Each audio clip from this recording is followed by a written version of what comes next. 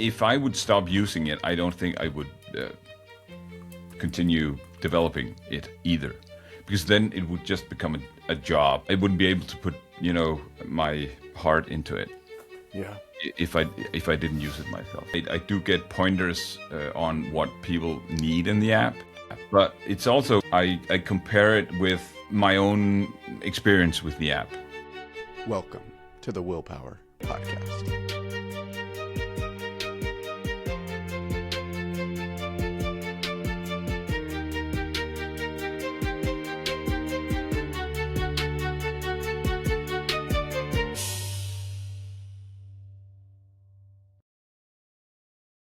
All right, Lars, let's start at the beginning of the app development journey. So why did you initially build a life improvement app? Simple answer, really. I built it for myself because I needed to lose weight. As simple as that. And we're way back now, like in 2010, 11, 9 even. And I was using, desktop apps to track, my food intake and, calories and all that. And that was, all right for a couple of weeks. And then it became really tedious, logging all that stuff. I had parallel to that, I'd been using like a paper system with like a calendar. And I think I had four items on it, like fruit and candy, alcohol, or in exercise or something like that. And then I would just use like a speed marker to red or green to mark whether I had eaten candy today or not. So it was a really basic minimum viable product version of way of life on paper. And I thought, you know what? I'm going to build an app around that system and make a lot of money and lose weight at the same time. It's a win-win. And well, the sad thing is I'm still trying to lose weight because that's just how it is. But so it was a tool for myself, I spent like I think my goal was to not spend more than 30 seconds a day logging stuff. And I still wanted like a trend, like a kind of, like a readout of how am I doing, am I actually doing what I think I'm doing? Because people not monitoring their habits have a tendency to think they do better than they actually do. So you need to measure stuff, right? For me, it was a very basic thing, yes, no thing, a binary thing. It was not like, did you eat 5 pieces of candy today? Or did you eat 4 or 8? So, because that was just too much detail, really, for an app that needed to take only 30 seconds of your time and still give you some feedback as to your habits, right? So that was the initial idea. Yeah, I've definitely talked about that before, just measuring, like starting with just tracking in general without any like goal or higher level strategy. Just tracking will get you like a good first step. And I think there have been studies that just had people track their weight, just like step on the scale every day, write it down, and they just naturally lose more weight than people who don't. Even if there's no goal, there's no like, oh, try and lose weight. It's just tracking. And speaking of goals, it's something that there are really no goals in way of life. You can't set a goal. You can't say, I want to do, like it's implicit, right? What your goal is, like it's like a 30-day streak. Well, you just do that, and well, but I think sometimes goals might be beneficial, like also like a formally, set up like a 30-day challenge or something like that. That could be a goal, and I might do that in the app actually at one point, but it's not being requested that much. I think they use it like you say, like you mentioned there, that just tracking and monitoring and looking at it. How am I doing? Yeah. Yeah, it's pretty crazy how much like little just repeated actions, like how big of a impact that has on life in general. Absolutely. What was the landscape of the App Store like at that point when you were first building this app? Like, were there any other habit apps that you looked into? That's a really good question. I think I published in November 2011. I think it was iOS 4. It was built around iOS 4. Actually, I started building around iOS 3, I think, because there was no backgrounding. The app was always killed when Uh-huh. it was backgrounded. So I had to work around that.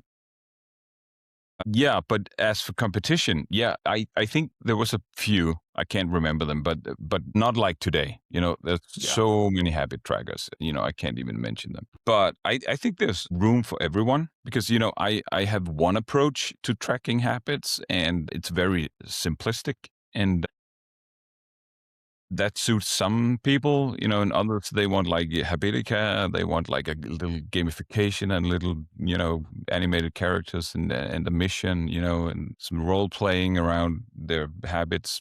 If that works for you, fine, just do that. I think there's an habit app that's for everyone, and that's a good thing, and there's like a billion devices, so it's fine, but it's Right, crowded. right. It is crowded, yeah, and I think I'm lucky having gotten in the game so early. Uh, Yeah, have you played with Finch? Have you heard of Finch? It's it's like what would you call it? Like what are those things? Tamagotchi? You know those things? The little like Yeah. pet, like digital pet Yeah, yeah, that yeah. I everyone know used the to have. concept, Yeah, yeah. Tamagotchi. So Yeah. it's a similar concept to that. It's like you have your little pet, and then when you do your habits, it makes your pet happy and it gives you rewards and Oh. stuff. Yeah, yeah, yeah. That's just to say there are so many different takes on habits and on wellness that yeah, I Yeah. totally agree. And my take on that is that, yeah, that's really, enjoyable and funny for a limited amount of time. And that might just be me. It's not that I enjoy playing games and stuff, but I don't know. It just doesn't work with me, that kind of thing. And I've been very upfront with Way of Life not being a coach either. It's not one of my competitors. Now I remember it was called Coach Me, coach.me. And they actually gravitated towards, like real human interaction coaching platform thing. I don't know if they exist still, but that was one of my competitors actually. So, but I always touted my app as a tool. It's like a calculator for habits. It's not going to tell you if it's good or if it's bad, but with the onset of AI, who knows what people expect. I just read the Revenue Cat subscription, state of the union report thingy. And apparently apps with AI, they sell better, but their retention rate is actually not better. So it might just be a shiny new thing, really, that people want some AI something, that AI can help me build my habits. It's not going to be so hard on me because the AI is really going to prevent me from doing bad things. I don't know what people think, but yeah, it's AI might be I might use AI to analyze your data in some capacity, like that would make sense. And I think I mean there's a lot of misconceptions about AI. A lot of people when they hear AI, they just assume LLMs, like they think of ChatGPT or Gemini or whatever. Mm. What I found with so we do incorporate LLMs into our like we have like a habit AI chat thing that you can talk with and it can design habits and we're trying to figure out what the actual use of that is. Like if cuz we built it with like an idea in mind of a use case and I've been using the app now myself for like 2 months and I don't think I've ever designed a habit with the AI chat. To your point. Yeah, and so it's not AI, I think, is like you said, it is a shiny object, but I also think there is utility, but it requires like the same level of really good system design to actually make it useful and to make it fit in Yeah. with the product rather than just like, oh, here's just a chat. I mean, I'm sure you've seen like, Yeah, then you can slap the AI label on your product, right? yes, we use AI for this. Yeah, yeah, yeah, exactly. But I get it. I understand it. It is shiny and it is amazing and mysterious and wonderful, but as you say, you have to be thoughtful about how you use it if your users are gonna have any kind of value out of it. And I haven't found that yet. It's not well, I haven't looked that hard either. But Yeah. I think for analyzing data, it might be pretty, you know. One thing I toyed with some time ago, but that was using Markov chains, was to predict whether you were gonna have a red day, like a bad day, based on a pattern. So it could like give you a notification saying, like there's a 96% risk of you eating candy today, Yeah. right? That's cool. That's a cool idea.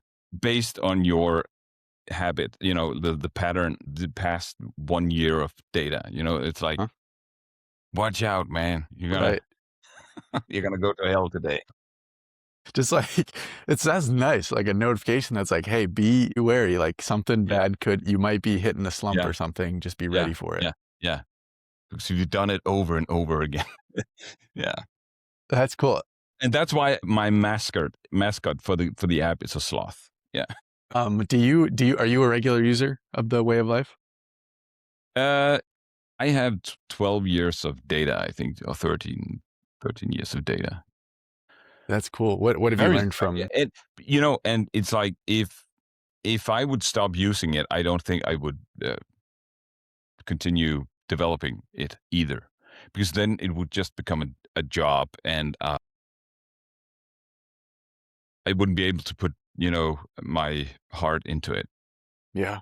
if I didn't use it myself. And that's Yeah. also how I obviously I listen to feedback from my users. They write me and App Store reviews and stuff like that. I do get pointers on what people need in the app. So I have like the top 3, 5 of features that people really want in the app. And but it's also it's I compare it with my own experience with the app, like, would that make sense? Because some power users, they're like, wow, it could be nice to have, subcategories and folders and counters and, like splitting the day into 5 parts. And then if I didn't do it on Tuesday, it should just be one block on Thursday. And that, like, yeah, man, that's not going to fly with 95% of users.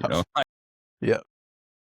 So I'm sorry to disappoint you. It's a nice idea, but not for me. Eh, because that's exactly the app I don't want to build. Yep. The Yeah. feature Yeah. creep thing. There's always so much that you can like drill into and build more and more and make it more complicated. But yeah, you have to think about like, what's it like to see this app as a first time user? Like when you see all that stuff, it's just too much to even understand versus if Yeah. you are a regular user, it's a lot different adding something on rather than. Yeah. Yeah. And I think, well, and I find it really hard to look at my app with fresh eyes. You know, I tend to, if I built a new feature or something, move the button, I test it on people, like, I don't have any tracking in the app that records how you're using the app, but I test it on people. I notice where they put their fingers and what they're trying to do, and like, because I'm completely blind to like what I find the most basic thing to do. Like reorder the list of habits. That's just like a one-on-one thing you do with any app. Like you tap the edit button and you drag the handles. Like, but I get like support emails for that. Like, how do I reorder my things? Like, okay, I have a list of steps here. So, and that's not to mock those people, because they might not be as tech savvy or whatever, but you just have to bear that in mind when you build stuff that you find incredibly smart and clever. You're gonna lose so many people in that. Like, don't be clever. Right, right. Yeah, we get that with we have a guy who does QA and sometimes he'll like report a bug or something that's wrong. And then I look through and I'm like, no, that's how it's supposed to work. And Yeah. my initial reaction is like, you just don't understand it. But then I'm like, he's a QA guy. Like if he doesn't get it, no end users are going to understand this. So then No, you just it suck comes it up. back to me. Yeah. Yeah. Yeah. You got to rewrite that stuff, rethink it. Yeah. Yep. 100%. Redesign. Yeah. Yeah. Yeah. But it Uh, can be hard sometimes if you think you really came up with something brilliant, like, yeah. Oh yeah. yeah, yeah, just if I hold here and do a drag there and then, it just fills out the whole row. Wow. Yep. And you need like no extra UI. It just happens that Yeah. way. Yeah. No extra buttons. Don't do it. What was the process of building the audience? So like you got the app out. Was it like an instant success or did it take time or what was that like building a user base? Yeah. It depends if I can stretch instant success to 5 years. Because in the grand scheme of things, what are 5 years? That's just, Yeah. like a snap, But no, it was not instantaneous at all. It was, I think we talked about this earlier, but it was like, I think it was like $25 my first check from it. So my wife got a little disappointed there. Me having spent at least 9 months building this stuff, and I should check. That would be when they would send you like a physical check. I was just trying to, rewind and did they actually do that? Because I lived in Canada at that point. So they might, and they use checks for everything, like paying for piano lessons, here's a check, like violin lessons, here's a check, like new tires, here's a check. I never used that, it's like, what year is this? In 55 or something. So they might have sent out, like a physical check. I don't think they did though. Yeah. It would have been nice, to put it on the wall there. It would have been nice to have my original first Apple check on the wall here. Yeah. Yeah, no. So $25. Yeah, Where to go from there? slowly, and at that point, it was like a $2 one-time purchase. Yeah, So just the app itself yeah, costs $2. yeah, Okay. it was still like a freemium model, but you didn't pay that much for apps back then. Uh-huh. Because you was kind of sort of just, expected that you would sell like millions of apps, and then $2 was fine, But yeah, we can talk about that later. But it took a long time for me to build a steady revenue. Really, I think it took at least 2 years. Yeah, yeah. And then it had become so much so that I couldn't just give up. The story is we moved to Canada because my wife had to work there for 5 years, and so I gave up my career back in Denmark. I was making movies and stuff, and then I had time to build this app. And by the time that we went back to Denmark, I was making enough money off it that I couldn't just go, well, I'm just going to go back to my old stuff now, making movies, the recession and all that shit. There was no money for that. When I was actually making some kind of real money off the app, so I was like, yeah, I'm going to continue to do this, and so it was just a really slow build from there, a build up of revenue and features. And it just took a long time because I was just a one-man band, and I still am, so, and I've always been really bad at marketing stuff. I sort of believed in I think it was Steve Jobs who said, build it and they'll come, philosophy, and it has sort of, actually worked out that way, but I also know of other app developers who got, external money and funding in, and so they could run, really heavy, ad campaigns and stuff and build their audience within a year. And well, that's cool too, but I didn't do that, maybe I should have, but I don't know. I like having control over my company and what happens. I don't like to be in debt to investors, who has a certain expectation of me in terms of return on investment and all that shit that I don't know anything about. So in that sense, I've never really been a traditional startup thingy. I'm just me building stuff that I like, try to sell it, and hopefully somebody will buy it, and they do, and I'm enjoying it. I'm enjoying the freedom it gives me. I absolutely live for reviews that I get on the App Store, from people who say, I've used this app for 5 years and it has helped me keep clean, not drinking for 5 years, anything that has improved their way of life in a substantial way. That kind of feedback is really very important to me. Unfortunately, I can't pay rent with it. So I do have to charge money for it. And most people understand that. And also, when I switched to the subscription model, it was like, I tried to explain to people that, it gives a steady income for me. I have a more predictable income, and I have a loyal user base, and they happily pay for me to improve their favorite habit tracking tool year over year, year after year, so, and I think that's the kind of the deal I want to make with the market and my users, that they hire me to maintain their tool in a way. Yeah, I like that.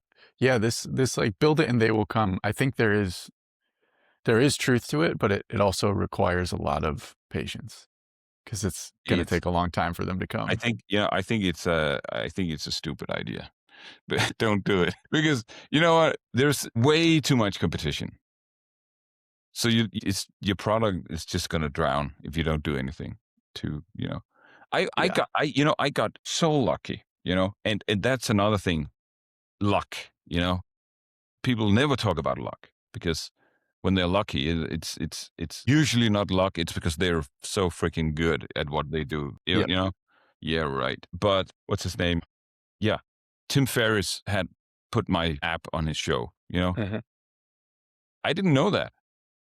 And he talked with this guy, the other guy, what's his name? Maybe Kevin Rose, maybe?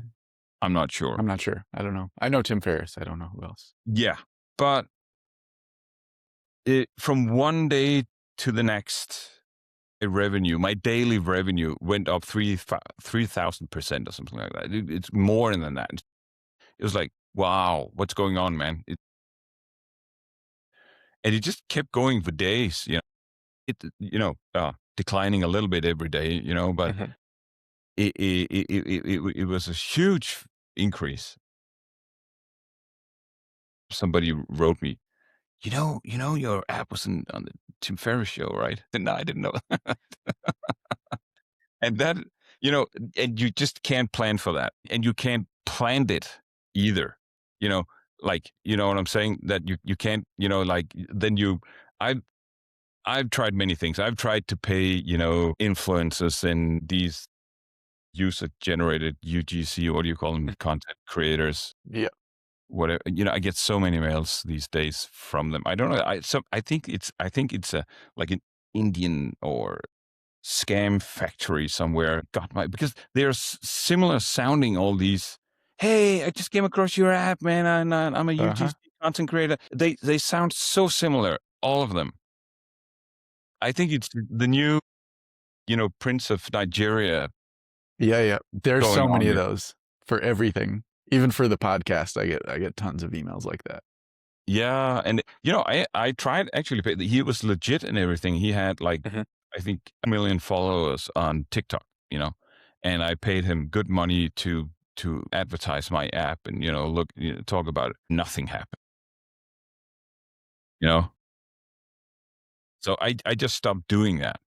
Like, because I thought, well, okay, he's got quite the following. Maybe just 1%, which would still be a lot of people, would at least download it.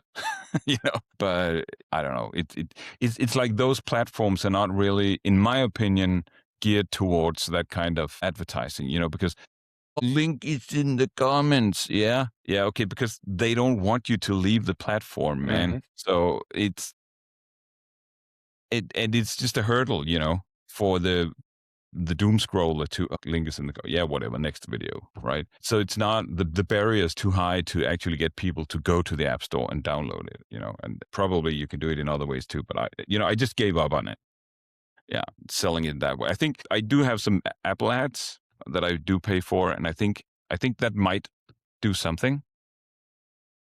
At least in terms of brand protection, that when people search for stuff, they at least I show up, Yeah.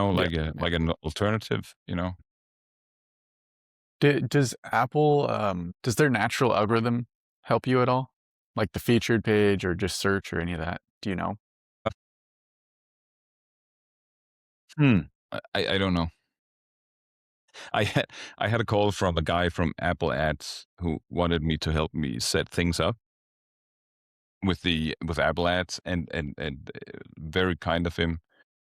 And then all of a sudden, Apple dropped a new feature on the Apple Ads site. Like you had to do. I think it had to do with placement and stuff like that. I was like, I wrote back to him, hey, so what am I going to do with this? Yeah. Well, I just saw it today too. I don't know. Let's talk later. So I haven't really, I don't understand it. I'm just being honest here. I don't have, Yeah. I should allocate time to teach myself about Google Ads and the ad store and all those marketing tools. I really should, and I encourage you to do that. But I think I'm trapped in the all work, no play. So, sometimes that, like when I have time to play, I want to do something completely different. You know, I don't want to It's I don't want to sit and spend my playtime getting an Apple Ads certification. right. It's not the game that you signed up for. And it's almost like I do wonder that sometimes, which is like, what if I spent all of the brain power that I would spend on like marketing or ads and just put that all into the product? Like, would that might actually pay off better? You know, I don't know. I don't have the answer for that, but because I think if you're a brilliant marketing person, you can sell nothing and build it later. Like I just read this article about Bill Gates, right? He sold was it Microsoft MS DOS before he ever built it or something like that. That's clever. Yeah. It worked out for him at least. Yeah, it's definitely not to say that marketing doesn't work. I'm just curious if in my case or, in your case, someone who's just not inclined to that. And like you said, like there's no way to even know the answer to this question. It is interesting to just recognize there's a trade-off that putting time into advertising is time away from the product. One thing I will mention though is that I've been approached 2 times by companies who claim, and I think they will honor it. They do the whole marketing thing for you, and you just develop, you just program, give them the features they want and stuff like that, and then you split the revenue 50-50. And I didn't have the guts to do that because I would become the little guy. And I was like, yeah, so we sign up for a 5-year contract on this. And if you drop the ball on it, what can I do? I still owe you half my revenue.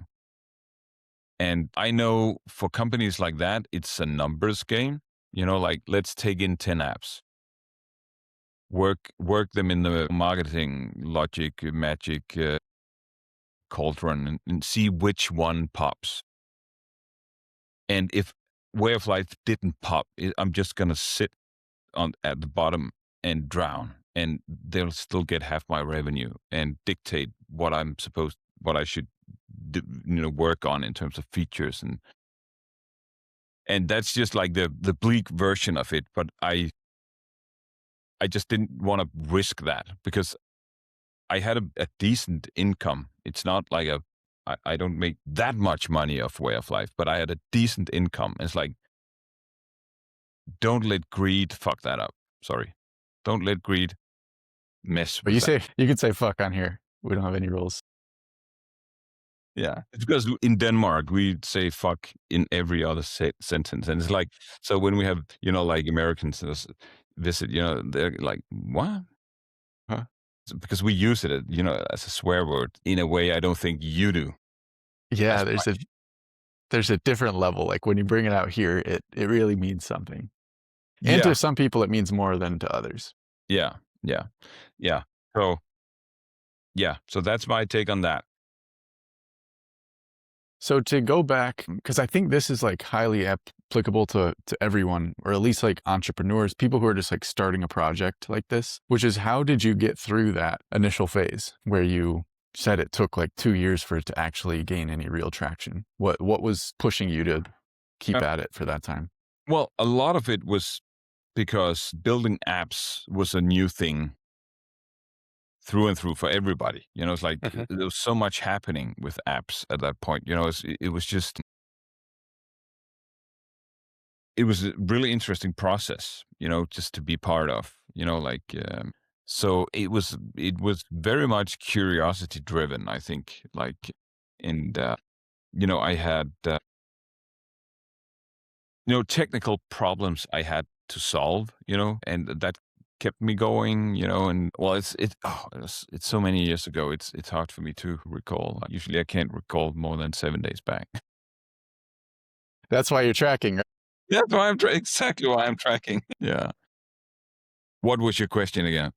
Yeah, like just what was even the motivation? What kept you in the game? Because like you said something where you're like, 5 years seems like nothing looking back. Yeah. But in the time period, like 5 years is a long time, especially if you don't know that it's even gonna work. So how did you keep with it through that time when you didn't Yes. even know if it would work or not? Yeah. Well, for one, I'm stubborn, and I don't necessarily always believe in fail fast, because I saw this drawing the other day. It was like the hockey stick growth graph. We've probably seen it. Yeah. So there was like a cutout of it, like the horizontal part of the graph that has a really low, what's it called? Like the slope is almost flat, right? So you focus on that flat curve and say, oh man, it's never going to grow. It's never going to work. So you have to zoom out and believe that at some point, maybe it's going to, take off Hmm. in one way or the other, right? But the thing is, you don't know that. So I think I could keep going because I liked doing what I was doing. That's really the true answer to that. I really enjoyed building, and I've always been a builder. I always built things and come up with things. That was me again. Sorry, just gonna silence that. Okay. Well, yeah. So I'm a builder, and if I like building what I'm building, I'm just gonna keep going. And I think it's as simple as that. It's do you like what you're doing? Can you pay your bills? What more do you want? If Yeah, you I enjoy the moment, if you enjoy the moment that you're actually coding and making something happen on screen that you're proud of, what more do you want out of life? You want a lot of things, but for your work life and your app, and and people appreciate what you're doing. I mean, if you take money out of it, right? Then ask yourself, why am I doing this? What's the point? And I think you can be building stuff because you want to make money, obviously. And that was the kind of starting point for me. At least like, yeah, it would be nice to make those. We all heard the stories about apps that made millions in weeks, Flappy Bird, whatever. The Torch with the commercials, with the ads on it.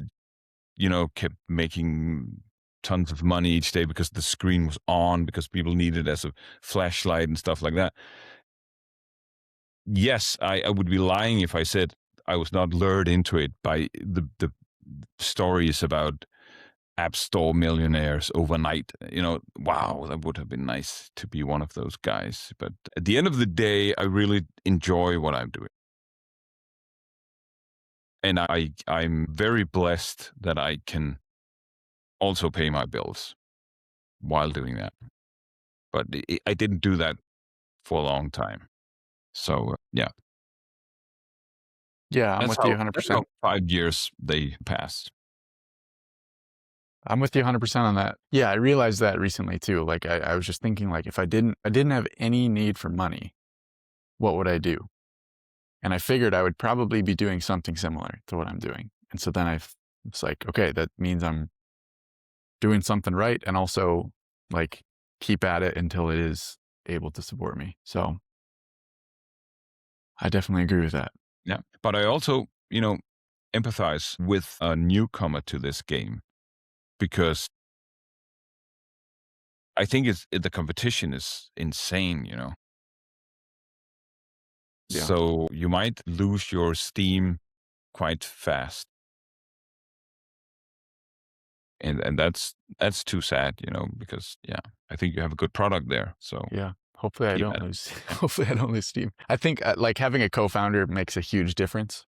yeah, Went yeah. at this the first time for about 4 or 5 months last year, and then have been working with him since November, December-ish of last year. And yeah, it's a huge difference in terms of just like keeping at it, just being relentless about continuing forward, even without hitting that part of the hockey stick. How do you split the work? Are you doing both of you are doing the same stuff, coding, marketing? No, he does the design. I do the coding. Yeah. So Okay. that's our general split, and then everything else is kind of just like, Yeah, yeah. who does It's what. good. We just Yeah, talk yeah, about yeah, stuff and try and yeah, come to yeah. I would clear have agreements. loved to have a co-founder. Yeah, but you know it. That's also somewhere it is where luck plays a part. Because I don't know where you met your co-founder, but meeting someone that you can work with on this level for an extended period of time, that's in my book, that's also kind of luck, because Yes. Yep. Yeah, it's funny. We were friends before. He yeah, had been a coach of mine, and and then we had worked together briefly in the past. And then I knew he had been a UX designer in the past, and so I asked him to take a look at my app. And just kind of like naturally, he was like, "Hey, I think it would like this." I put together like a mock-up of what it could look like, and so we talked about that. And then I ended up building that app, and then we kind of just ended up being co-founders. nice. It really just like worked out, and it kind of just happened. It wasn't like I even intentionally went out and was like, "Where's a co-founder?" It Yeah. just happened that way. Well, luck in some way, like Yes, for sure. yeah, and Luck in and the sense that it was just yeah, happenstance. Like it just yeah, happened. It yeah, wasn't like I yeah, yeah, intentionally made it happen. yeah, yeah. Because I don't think it, you can go out and find. I'm so bad at networking. Like I'm so Yeah, happy me you too. reached out. I can't even do what you're doing here. Like so I think you're good at it. Oh, thank you. Compared to my standards, you're yeah, because it can be like yeah, a lonesome job, if you don't have a co-founder. Mhm. Yeah, for sure. So that's a good thing. You have that. Yeah. Even though you got to split the revenue with him. You got to Yeah. split those $25 with him. Yeah, I know. 25 bucks is it's funny. I told the first, my first like subscription was $5. I think it was just a monthly one. Maybe I got two of them. And at the time, the monthly was $5 a month. And so I bought a coffee, and I was like, well, that's it. Go on. That's all my 6 months of work. So It's true. it does mean something though. It's very symbolic to like build something and then just have someone pay for it, even if it's only $5. There's an infinite amount of distance between free and $5. It's because if you have one, you can have two. And if you have two, you can have three. Like you clearly have a product that someone is willing to pay for. You just got to find them, or they gonna find, or they have to find your product, and that's the whole marketing thing that we don't like. Yep. Yep. That's Yeah, the yeah. shitty part of it. Okay. As we bring this to a close, I have one last question for you. Sure. What does your dream life look like? Wow, that's a big one. Yeah. Yes, it is. Yeah, I'm living it in many ways. I am because, I love freedom, freedom to, work with the stuff I enjoy and when I want to um and just have enough money that I can, pay for food and new clothes and take mm, the family on a vacation. I'm living it actually in many ways. Again, circling back to the money issue. Yeah, would I like a bigger car? Yes, that would be nice. Would I like to be able to go on 3 vacations a year, scuba diving and whatever, with 3 kids? Yeah, not gonna happen. Yeah. So that, because it can always be better, but in so many ways it's I really enjoy life. And when I look at, my some, maybe neighbors or friends who's stuck in their job, and they don't have the guts to take life in another direction, you know, I just feel sad for them, so I actually applaud myself for having had the guts to run the risk of trying to build something and sell it in the world and live off it, and I am doing that right now. Uh, Now and then, as we talked about, I take in like a consultancy job, put some money in the bank, but it's I also do that to, just work on something completely different than way of life. You know, get a chance to, work with Swift UI or something like funny like that, because if you have a 13-year-old code base written in Objective C, in UI kit, you're not going to convert that to Swift UI anytime soon. Maybe I should. I don't know. But it's not a benefit to the user. Like I can't write, look, I spent 6 months writing it in Swift UI. Aren't you happy? Yeah, but it's doing the same thing. It's Yeah. the exact same as it was. So, yeah. Awesome, man. That's very cool. Yeah, and I like that idea of like, yes, maybe you could go on more vacations if you kept a job, but like I would rather have a life I don't feel the need to escape from, you know? I feel like that's what vacations are for a lot of people is it's an escape from this torturous day to day that they go through. And so I would much rather just Yeah. prioritize the day to day, make sure that that's Yeah. exactly what I want it to be. You know what? I'll tell you why this is important for me because many years ago I made short films, and the last one I made is more than 10 years ago. It's still being used in the Danish public school on exams and in Danish classes and like and I didn't foresee that. I didn't know that, but I just built the best movie I could, and somebody picked it up and now it's like I'm getting 2 days ago, somebody found me on Facebook and wrote me, I'm having an exam tomorrow in your movie. What does the ending mean? And, So and people are being tested on your movie. yeah, yeah, yeah, yeah, Wow. yeah, yeah. That's It's crazy. cool. Yeah. And it's many, many students each year, And so I built that and I built Way of Life, and I'm proud of that. It helps people, So for me, my dream life is building stuff and putting stuff into the world that makes the world a better place. Yeah. That's the dream life. What do you see yourself moving on from way of life anytime? Not right now. No, I think the day I'm not using the app myself, I That's the I day. would maybe think about maybe I should move on. But I have a backlog of stuff I want to do still. I have so many Mhm. things I want to do with this app, and so many things, and we can do that in another podcast. But Yeah. But I'm not done yet, not at all. No, it's and I don't have an exit strategy. I do get offers 2 to 3 times a year, people wanna buy the company or the app, it's like usually they just offer way too little, and I'm like, "So what are you gonna do with my baby?" Yeah. I don't think I can allow that. Yeah, that's so hard. Are you gonna take care of it? Are you gonna take Yeah. care of my users? Yep. Yeah. Because that relationship is important to me. Mhm.